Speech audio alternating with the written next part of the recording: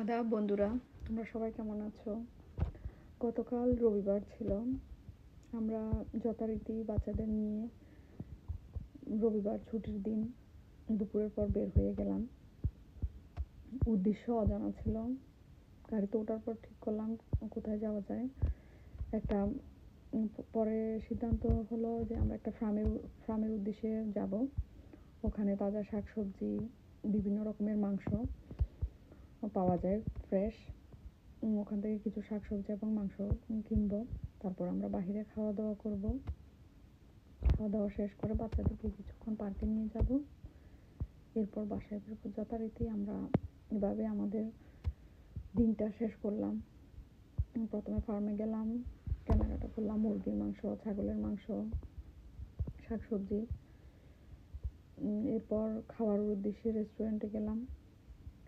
রেস্টুরেন্টে খাওয়া শেষ করে বাচ্চাদের পছন্দের পার্কে নিয়ে গেলাম।